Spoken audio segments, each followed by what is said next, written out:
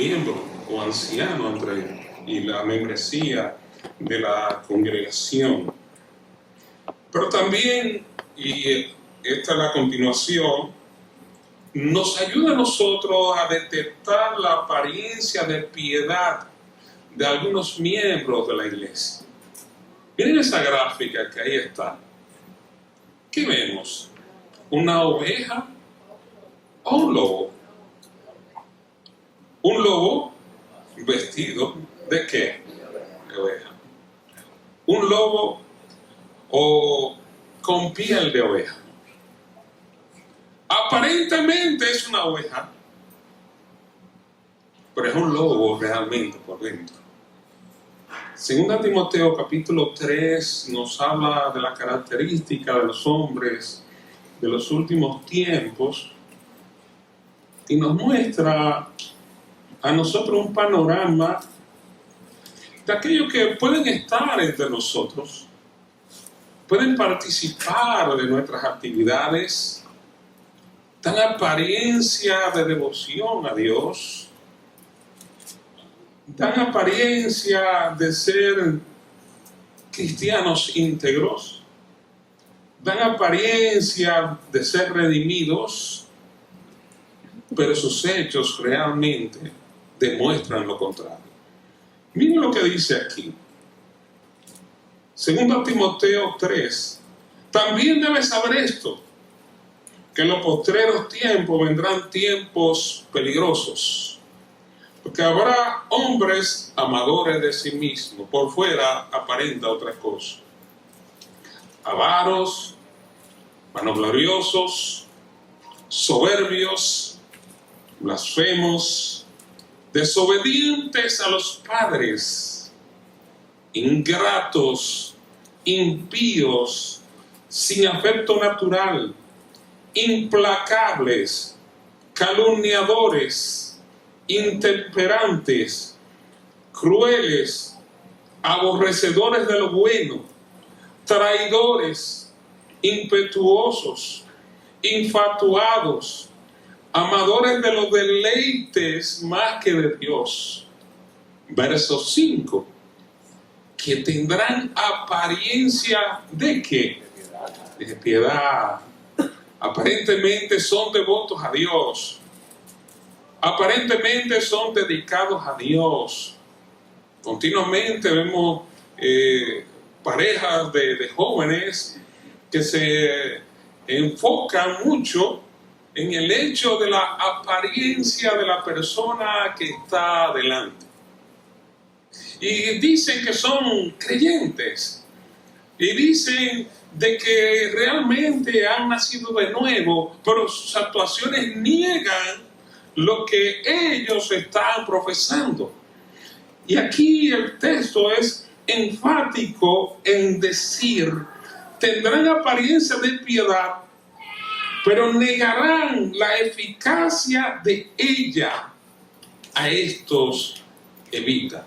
¿Recuerdan el primer día cuando vimos el texto de Hechos capítulo 20, versículo 28, donde Pablo le dice a los ancianos de Mileto, de Éfeso, en Mileto, que el Espíritu Santo lo había puesto a ellos por obispo para apacentar a la iglesia del Señor, la cual él ganó por su propia sangre? Porque dice después, porque yo sé que después de mi partida vendrán lobos rapaces que no perdonarán el rebaño. Entonces una tarea de un anciano es verificar dentro de los miembros de una congregación a aquellos que no necesariamente pertenecen a nosotros. Y usted dirá, ¿y cómo lo sabemos? Sus actuaciones lo van a delatar. Su manera de actuar en circunstancias muy específicas van a mostrar si ellos defienden los intereses de Dios o si por el contrario defienden sus propios intereses. Por cierto, los ancianos están en una iglesia local para defender los intereses de Dios. Es por eso que algunas de las preguntas que algunos hermanos nos han hecho a nosotros acerca de problemas de matrimonio. Por ejemplo, si una pareja tiene problemas, si se detecta que uno de ellos está actuando indebidamente, debe la pareja, su compañera o su compañero, defenderlo en esa situación en la cual está. O sea, si yo cometo un pecado, mi esposa, por ser mi esposa, me tiene que defender a mí ante los ojos de la iglesia. ¿Qué ustedes piensan de eso? La verdad que parece una locura. Pero los ancianos, a la hora de trabajar con una situación así, deben defender los intereses de Dios en el matrimonio. En la iglesia deben defender los intereses de Dios en la iglesia. En la crianza de los hijos deben defender los intereses de Dios con la crianza de los hijos. Pero también deben defender a las ovejas de los lobos, de aquellos que aparentan ser de nosotros, pero en el fondo son otra cosa. ¿Recuerdan a Judas Iscariote?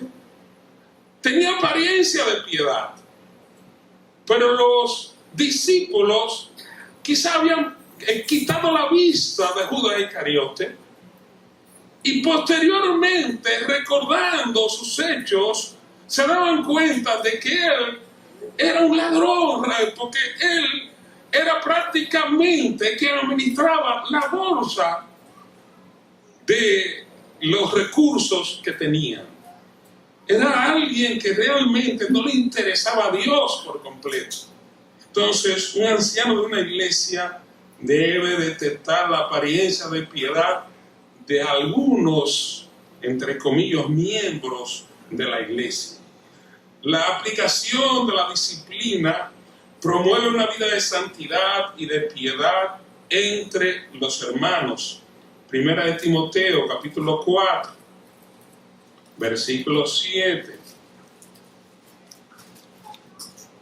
Dice el apóstol Pablo a Timoteo: desecha las fábulas profanas y de viejas.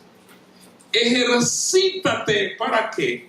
Para la piedad o devoción a Dios. Una de las cosas que debemos procurar siempre es ejercitarnos en las cosas del Señor. En una cita de nuestro hermano José Dunker, dominicano, él dice lo siguiente, hablando de la disciplina y quizás de las actuaciones que nosotros como miembros de una iglesia podemos tener. La iglesia es el único ejército que abandona a sus heridos en el campo de batalla. Hermanos, ¿será esa una realidad de la iglesia local donde nosotros estamos o asistimos a nuestros hermanos caídos y tratamos de que sean restaurados nuevamente a la comunión de la iglesia? Creo que esa es una interrogante que todos podemos contestar de acuerdo al contexto en el cual estamos. Vamos a repetir algo que dijimos ayer. Nos lo pidieron y lo vamos a hacer. Propósito de la disciplina correctiva. ¿Recuerdan la gráfica? Este joven, en un juego de baloncesto, faltando 20 segundos, su equipo ganando por muchos puntos al otro, bueno, de repente da un gran salto y cuando cae se fractura la tibia y el peroné. Pero contrario a lo que muchas veces ocurre en transmisiones como esta, a lo que estaban transmitiendo se le olvidó apagar el volumen del micrófono y se le olvidó también que había que quitar la cámara de ese lugar. Bueno, ellos se quedaron enfocando eso y lo que se escuchaba eran los gritos desgarradores de dolor de ese joven. Posteriormente, a ese joven le asistió alguien. Le asistió un paramédico. ¿Y qué hizo el paramédico? Bueno, que inmovilizó la fractura que tenía este joven, pero todavía el volumen del audio estaba presente. Y si los gritos eran fuertes, cuando el muchacho se rompió la tibia, el peroné, más fuerte fue su grito cuando el médico inmovilizó la fractura que tenía el joven. Es decir, de que observamos y decíamos ayer que este hombre aplicó dolor sobre el dolor para quitar el dolor. Y cualquiera diría, pero qué cruel es ese hombre, porque atreverse a hacer una cosa como esa a alguien que tiene un dolor tan severo y venir de repente y tomar el hueso y ponerlo otra vez al derecho, corregirlo. ¿Cómo es posible que eso ocurra? Cosas como esa las escuchamos en la iglesia cuando alguien tiene un pecado, cuando alguien es quebrado, fracturado por el pecado, debe venir los paramédicos y prestarle inmediatamente los primeros auxilios. Esos primeros auxilios le van a doler. Sepan de que si se quedan sin asistencia, como el caso del joven, puede hasta perder la vida. Decía ayer que varios médicos me señalaban que si no se le asistía al joven en ese momento, los huesos podían penetrar la piel del joven y prácticamente desgarrarlo. Y posteriormente, hasta una gangrena podía darle y su vida estaba en peligro. Pero el paramédico hizo su trabajo. El paramédico no solamente estaba escuchando el dolor del muchacho, sino que hizo lo que tenía que hacer. ¿Qué pasó después de ahí? Que vemos el dolor de los dos equipos que estaban jugando, el dolor de la iglesia, que es lo que pasa. A la iglesia le duele cuando hay la necesidad de disciplinar a cualquiera de sus miembros. Pero este grupo de jóvenes que nosotros vemos aquí hicieron algo que es anormal en una competencia deportiva, y fue que se fueron al centro de la cancha y oraron para que el Señor volviera otra vez a restaurar al compañero que estaba caído en el medio de la cancha. Hermanos, la iglesia está en el deber de orar para que el Señor restaure a los caídos, para que el Señor restaure a los fracturados, para que el Señor vuelva otra vez a aquellos que han infringido la ley de Dios. Pero también observamos posteriormente de que ese joven no tomó la decisión de decirle al paramédico y a la iglesia: miren, yo estoy bien. Como a veces ocurre, que muchos dicen yo estoy bien, pero todavía tienen la fractura y hay un proceso que deben de cumplir. El joven fue hospitalizado y al poco tiempo nosotros vemos que ese joven volvió otra vez a su lugar de origen y volvió a practicar el deporte que tanto amaba. Así quisiéramos nosotros ver a nuestros hermanos al final restaurados, de nuevo en la comunión, de nuevo nosotros decirle: ven mi hermano, ven, acompáñanos a continuar adorando a nuestro Dios, ven a nosotros estar trabajando dentro de la obra de Dios, ven para que te integre a la comunión con los santos. Al final de cuentas, eso es lo que el Señor quiere para cada uno de sus hijos, donde quiera que se encuentren. Y la iglesia no puede ser indiferente ante esta realidad. Visto esto, mis queridos hermanos, podemos decir que la disciplina eclesiástica, dice un hermano llamado Karl Lange, puede ser ampliamente definida como las medidas de confrontación tomadas por un individuo, los líderes de la iglesia o la congregación con respecto a algún asunto de pecado en la vida de un creyente. Ahora, ¿qué hacemos con la disciplina? ¿Cuáles son los procedimientos? ¿Cuál es el procedimiento o parte de los procedimientos que vemos en la Biblia a la hora de aplicar disciplina? Vámonos a un pasaje clásico, Mateo capítulo 18, Ayer lo citamos, pero en el día de hoy quisiéramos tratarlo más tranquilamente. Mateo capítulo 18, versículo 15 hasta el 20. Dice allí la palabra del Señor, Mateo 18, verso 15. Por tanto, si tu hermano peca contra ti, ve y repréndele estando tú y él solos. Si te oyere, has ganado a tu hermano. Mas si no te oyere, toma aún contigo a uno o dos, para que en boca de 2 o 3 testigos conste toda palabra. Si no los oyeres a ellos, dilo a la iglesia. Y si no oyere a la iglesia, tenle por gentil y publicano. De cierto os digo que todo lo que atéis en la tierra será atado en el cielo, y todo lo que desatéis en la tierra será desatado en el cielo. Otra vez os digo que si 2 de vosotros se pusieran de acuerdo en la tierra acerca de cualquier cosa que pidieren, que será hecho por mi Padre que está en los cielos. Verso 20.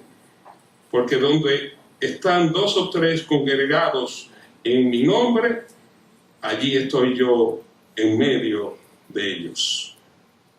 Hermanos, comenzamos hablando de este texto diciendo lo siguiente. El cristiano debe estar siempre dispuesto a corregir su falta, a arrepentirse de sus pecados y enderezar su proceder para con Dios y para con los hombres. Debemos tomar en cuenta que, en primer lugar, recordar que nosotros también somos pecadores y no somos perfectos. Gálatas capítulo 6, versículo 1, el apóstol Pablo dice que vosotros que son espirituales, restaurarle con espíritu de mansedumbre. Debemos nosotros tomar en cuenta también, a la hora de la disciplina, orar a Dios sobre el asunto antes de ir a la persona que quizá nos ha ofendido. En el Mateo 18 hay una situación de un problema personal. Hay 2 personas enfrentadas. Entonces, de las cosas que debemos tomar en cuenta, número 1, es que nosotros estamos en el deber de restaurar a nuestro hermano, y también debemos considerar que nosotros también somos pecadores. Y en segundo lugar, debemos orar. En tercer lugar, todo problema, toda situación que tengamos con un hermano, no debemos darle larga. Le decimos siempre a los matrimonios, y citamos el texto, no se ponga el sol sobre ¿qué? Sobre vuestro enojo. ¿Qué dice ese texto? ¿Qué nos enseña? Nos enseña que no deje para mañana lo que hoy en día tenemos que resolver. El día de hoy tiene sus problemas.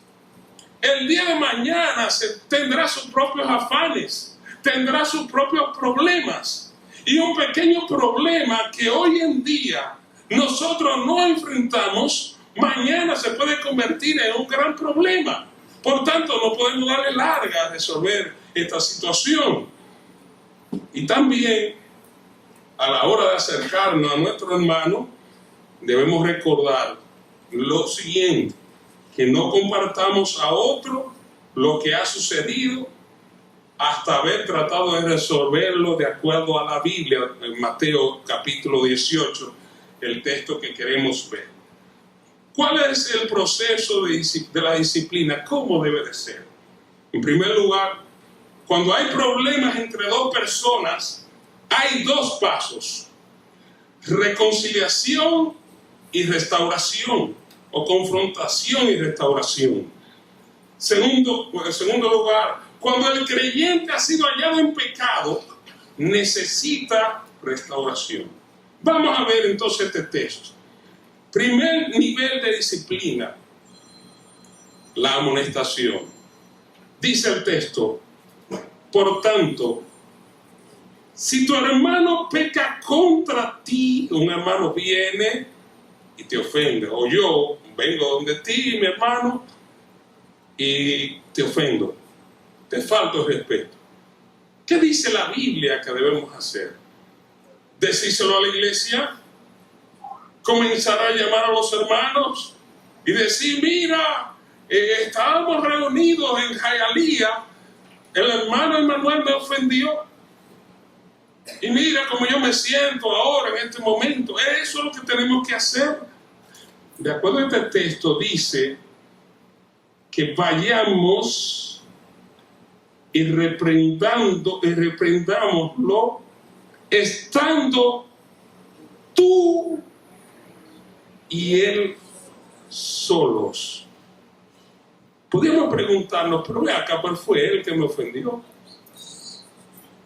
Debiera ser él que debiera venir donde mí y pedirme perdón porque yo soy el ofendido. Nuestra naturaleza humana nos dice eso. Nuestro orgullo nos dice, no soy yo que tengo de ir, es él que debe venir. Acuérdense de la gráfica, el muchacho que estaba en la cancha. Él podía ir donde el paramédico a resolver su problema. ¿Quién fue a donde él? El paramédico. En este caso particular, ¿quién hace la labor del paramédico? ¿Quién es el que se fracturó? Mi hermano se fracturó al ofenderme. Yo estoy en el deber de ir a restaurarlo. Y eso es lo que el Señor nos está planteando aquí en este texto. Este texto, por cierto, son palabras textuales de Cristo. Y en ella, Él está diciendo, mira, si tu hermano te falta, si tu hermano te ofende, si tu hermano peca contra ti, ve y repréndelo. ¿Pero cómo? En privado. Estando tú y él solos. Lamentablemente muchas veces no actuamos de esa forma. A veces antes de resolver el problema lo complicamos y llamamos a mucha gente para comentarle acerca de nuestra situación, o queremos de inmediato convocar a una multitud de personas para poder enfrentar una situación como esa. Hermanos queridos, mientras menos personas participan en la solución de un problema, es más fácil de resolverlo. En la República Dominicana, uno de los dictadores que hubo, uno de los más famosos, fue Rafael Leónidas Trujillo. Y una manera demagógica de él decirle a la gente que él estaba dispuesto a resolver los problemas de ellos era lo siguiente: si iba a un pueblo y en ese pueblo le planteaban una situación que había que resolver, que había que arreglar un camino, que había que hacer un puente, que había que hacer un hospital, y él no quería hacerlo, ustedes saben que lo hacía, que designaba una comisión de 20 personas para que pudieran resolver ese problema. Él sabía muy bien que 20 dominicanos discutiendo sobre un tema no lo iban a resolver, pero él quedaba bien ante las multitudes. Hermanos queridos, mientras menos participamos en la solución de un problema, más efectivo es a la hora de enfrentarlo. Y en este caso particular, tu hermano ha pecado contra ti y Dios te dice que vaya y le reprenda, estando tú y él solos. Ahora dice aquí el texto, si te oye, si se arrepiente, tiene la historia, mamá. Ya no hay más que hablar. Ahí se quedó el problema. No hay que comentarlo más adelante. No hay que ir donde el hermano Joan y decirle, Joan, mira, tuve un problema con el hermano fulano y lo resolvimos. Y después ir donde Rafael o a donde el hermano Andrés y decirle, mira, tuve un problema con el hermano fulano, hicimos esto y esto y esto, y después comentarlo en las redes nuestras con los demás hermanos de la iglesia. Eso fue una situación privada entre ustedes donde solamente 3 personas deben de saberlo. Tú, el hermano y el Señor. Ustedes 3. Nadie más debe de saber lo que ha acontecido. Cuando hablamos de restauración es que vuelve otra vez la comunión entre los hermanos que en algún momento tuvieron algún tipo de confrontación. Y visto esto, en este primer de disciplina, tenemos que ver en primer lugar que todo se ha hecho en privado. No es necesario publicárselo a nadie lo que ha pasado. Hemos dicho que entre menos personas es más fácil trabajar un caso. De que debemos amonestar a nuestro hermano explicando cómo ha pecado contra mí. De que el propósito es efectuar el arrepentimiento de mi hermano que ha pecado contra mí. Ahora, si sigue la ofensa, si el hermano no se arrepiente, si el hermano continúa en su actuar, el texto dice, versículo 16, mas si no te oyere, toma aún contigo a 1 o 2, para que en boca de 2 o 3 testigos conste toda palabra. En la antigüedad de esto se practicaba para que haya evidencia, una firma responsable de algo que se ha enfrentado. Tenía que tener prácticamente la presencia o la firma de varias personas al mismo tiempo que sirvieran de testigo de que eso había acontecido. Bueno, pues ese principio es citado por el Señor aquí cuando hay problemas personales entre 2 hermanos. Dice el versículo 16, mas si no te oyes, si siguen en su asunto, toma aún contigo a 1 o 2, para que en boca de 2 o 3 testigos conste toda palabra. Y este es el segundo nivel de disciplina. Amonestado más. ¿Y cómo lo hacemos? ¿Todavía en privado? ¿O semi-privado? Porque ya hay algunos hermanos escogidos que nos van a servir de testigo para hablar de nuevo con el hermano y tratar de resolver la situación que hay. Recuerden tener mucha delicadeza a la hora de escoger esos testigos. Les recomiendo siempre que si tú tienes algún problema personal con alguien, los testigos sean personas maduras, preferiblemente ancianos de la iglesia, que te ayuden en un momento como este a conciliar y a resolver la situación con tu hermano querido. Es lo que la Biblia nos enseña a nosotros. Todo esto lo debemos hacer en privado o semi-privado, fraternalmente, solo con el ofensor que me ha ofendido, nosotros, otros testigos o más de un testigo. Y el propósito otra vez es para confirmar el asunto y asistir en efectuar el arrepentimiento de aquel que me ha ofendido. Siempre recuerde, la disciplina busca la restauración en cualquier nivel. Hablando solo, buscando los testigos, la idea es que ese asunto se resuelva, de que mi hermano vuelva a tener comunión conmigo, porque hay un problema personal. Ahora, si la ofensa sigue, dice aquí, versículo 17, viene el tercer nivel de una disciplina, la confrontación inclusive eclesiástica, la confrontación de la iglesia. Ya la confrontación con los ancianos de la iglesia.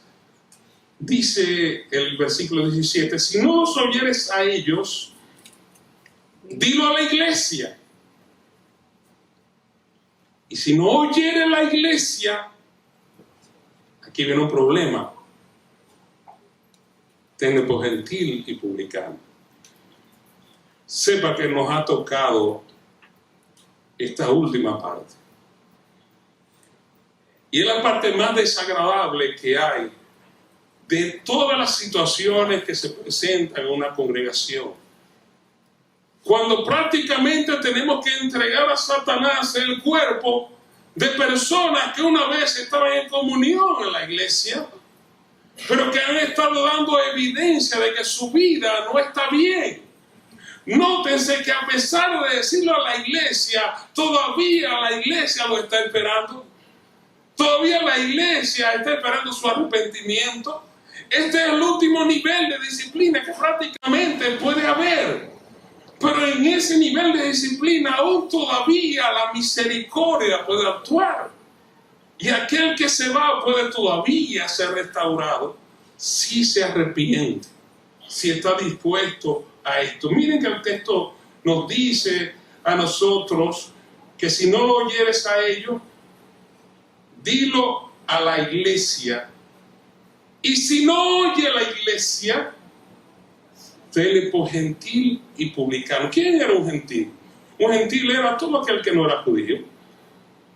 ¿Quién era un publicano? Una persona totalmente desagradable, recaudador de impuestos. Y en esas recaudaciones de impuestos, evidentemente, se beneficiaba a él. Daba su parte al Imperio Romano y posteriormente todo aquello que cobraba de más lo tomaba para él. Era una persona totalmente desagradable, era un pecador terrible que formaba parte de este círculo de personas que formaban parte de la nación de Israel en este caso. Ese tipo de trato que se menciona aquí, trátalo como gentil y publicano. Pero como hemos visto, Dios llama a su pueblo a actuar justamente, a buscar la paz y a ser reconciliado con los demás. Si un cristiano rehúsa hacer estas cosas, está violando la voluntad de Dios. Si rehúsa escuchar el consejo de su iglesia de arrepentirse de sus pecados, la Biblia nos dice que la iglesia debe de tratarlo como si fuera un incrédulo. Y algunas traducciones dicen un renegado. Alguien que prácticamente se ha envalentonado contra los principios de Dios, olvidándose prácticamente de ellos. De manera de que nosotros podemos decir, vean que estamos diciendo con esto de que esa persona no ha nacido de nuevo. Aquí lo que se está hablando es que le demos un trato de incrédulo. Nosotros no sabemos lo que hay en el corazón de alguien. Ahora, por su fruto lo conoceréis. El que no se quiere arrepentir, no se arrepienta. Allá él está dando evidencia de lo que posiblemente esté en su corazón. Pero yo no puedo afirmar directamente de que esa persona no es cristiana. Ahora, yo sí puedo decir que sus hechos no son de creyente. Y ese es el trato que la Biblia nos dice a nosotros que debemos de darle a aquellos que se han apartado de los caminos del Señor y se rehúsan reconciliarse de nuevo con Él. ¿Qué debemos hacer con ese tipo de personas? Predicar el Evangelio cada vez que tengamos la oportunidad. ¿Ese es el trato de un incrédulo? Suena fuerte que alguien que quizá haya estado con nosotros 5, 10, 15, 20 años, 25, 30, lo que sea, comienza con este tipo de rebeldía y se mantiene en él. La Biblia nos dice a nosotros que el trato que debemos darle es como si no hubiera nacido de nuevo. A los inconversos, ¿qué hacemos con ellos? Le predicamos el plan de salvación. Es como darle esos electroshock que los médicos le dan a los enfermos, a los que tienen problemas circulatorios. Quizás estoy diciendo alguna barrabasada médica, no soy médico, pero ustedes entienden la idea.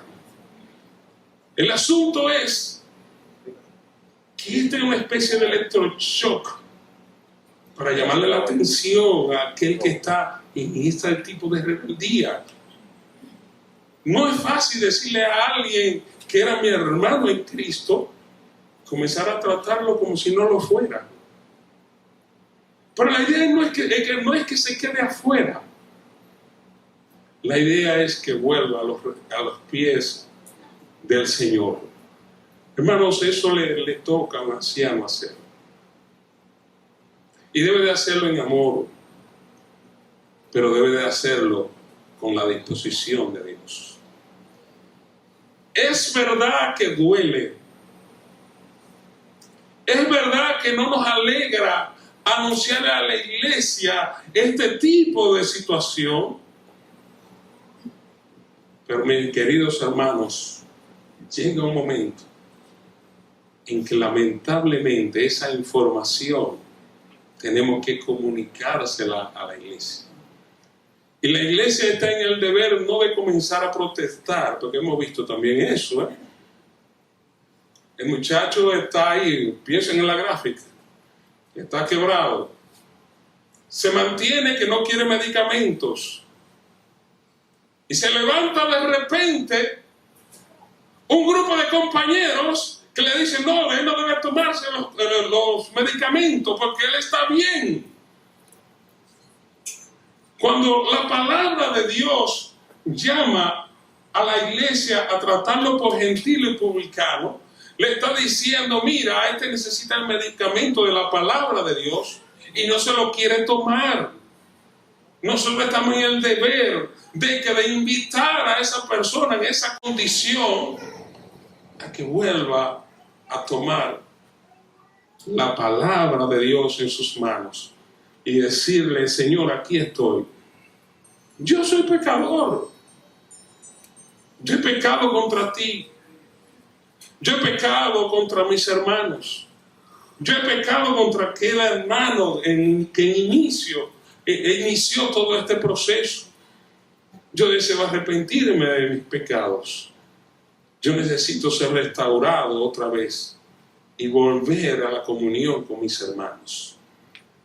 Pero para ello es necesario, mis queridos hermanos, que nosotros como iglesia oremos por ellos. Que continuamente cuando lo veamos, le hablemos de Cristo. Le hablemos de su amor y le hablemos de su condición. Yo sé que muchas veces es más fácil acusar que restaurar. Es verdad que hay que decirle a quien está en una condición como esta, cómo está, es verdad. Pero también hay que decirle la solución.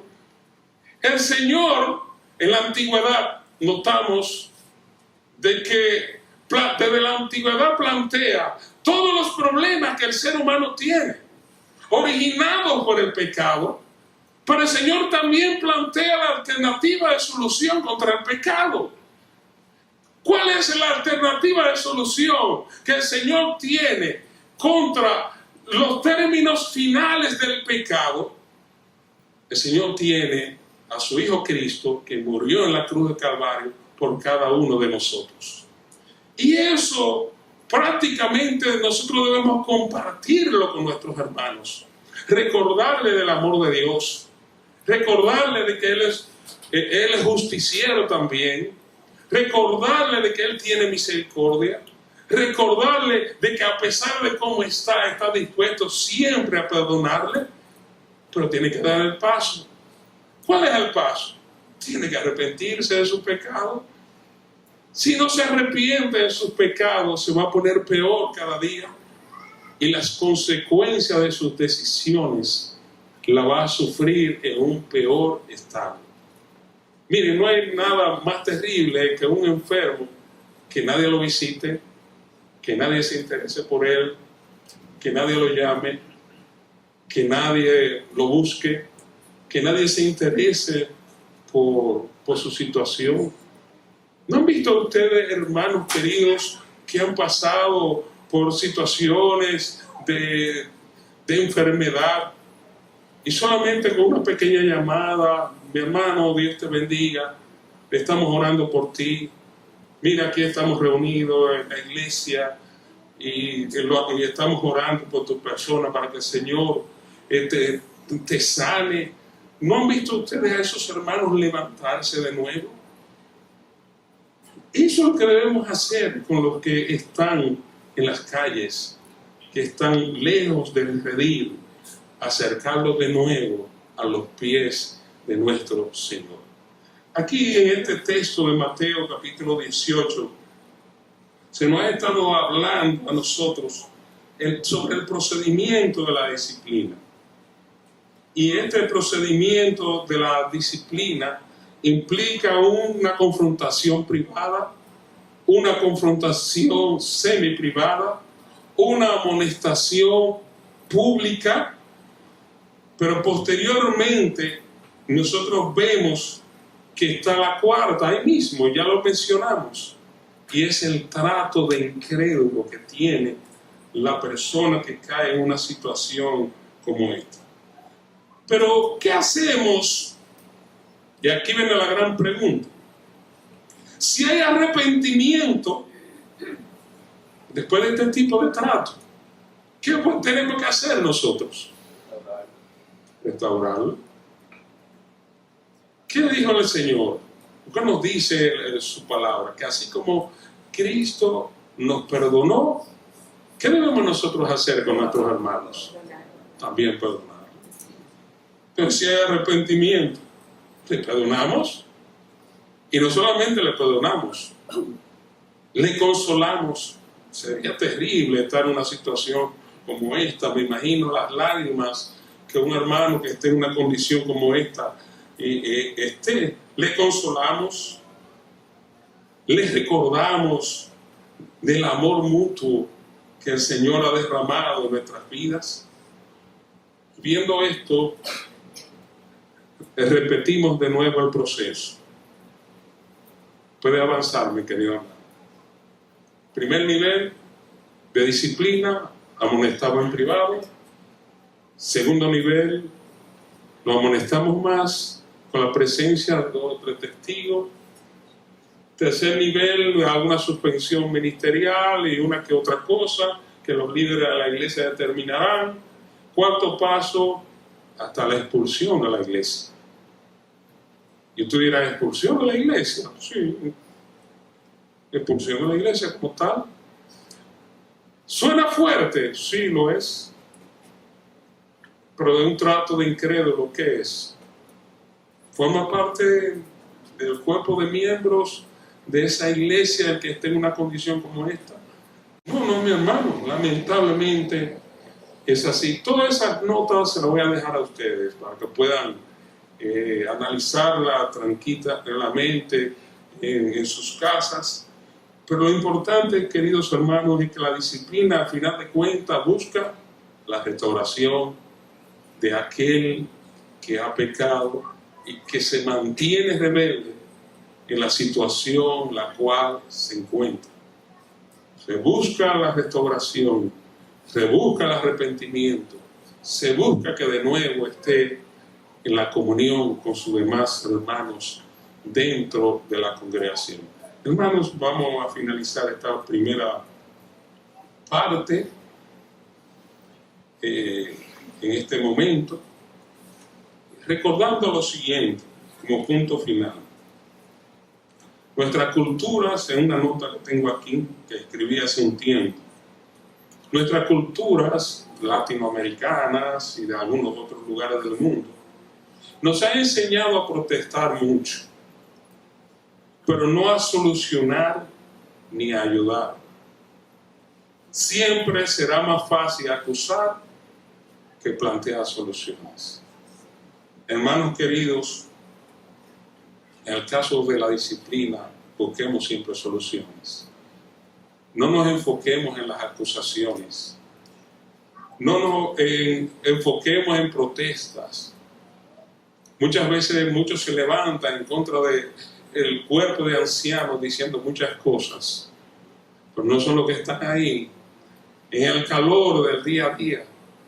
No son los que están ahí amaneciendo muchas veces desvelados en sus casas sin poder dormir.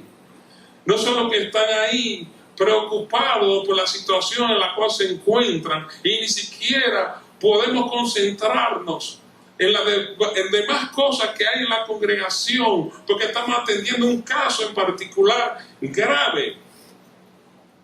Los ancianos de tu iglesia, en vez de necesitar la protesta tuya, por su labor de paramédico, necesitan la oración de tu persona y el apoyo y el sostén tuyo ante los ojos del Señor. Que el Señor te bendiga.